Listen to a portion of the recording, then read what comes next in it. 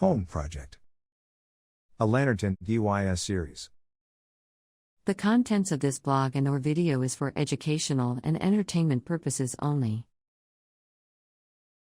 Moving out on your own? Or just purchased your first home? Check out the beginner's toolbox. I just need the basics. Every household should have at least one functional toolbox.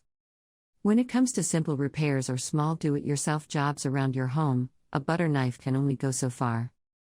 Tasks such as nailing, screwing, gluing, cutting, and sealing, just to name a few, are all simple tasks anyone can handle with a basic toolbox of basic everyday tools. Not using the proper tools for a task can cause damage to the object, or injury to you. Now let's get you set up. First thing, let's get a toolbox to put everything in. Nothing fancy, just a basic plastic 14 to 16-inch toolbox. Next, we need to decide where to put the toolbox. In a small place with no garage, try to find a place where it can be centrally located but yet out of sight of everyday view. That can be in the cabinet under the sink in the kitchen, a centrally located bathroom, or on the floor in a common closet. If you have a garage, just make room for it in there. Next, let's fill the toolbox. Safety first, so let's add some gloves and safety goggles. Don't buy the cheap ones, you are worth more.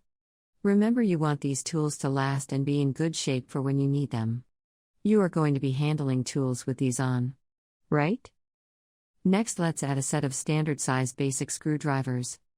One flat head and one Phillips head will do for now. Next, let's put a standard size hammer in the toolbox. Now let's get a set of pliers. This should include a pair of groove pliers, a pair of slip joint pliers, a pair of locking pliers, and an adjustable wrench. 8 out of 10 times, when we get something out of the toolbox, it is going to be one of the above tools. Now let's add a small level and the standard measuring tape. Try to get one with a self-centering tape.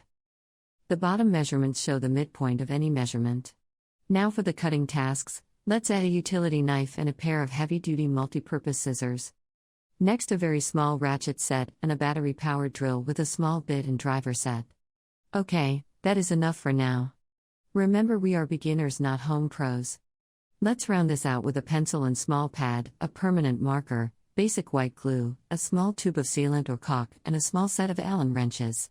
It is my hope this list of tools will handle 90% of the task you will have to tackle. Of course, this is not a complete set of tools for every task, but it should hold its own. A link to all the tools mentioned above will be below. Thanks for the time.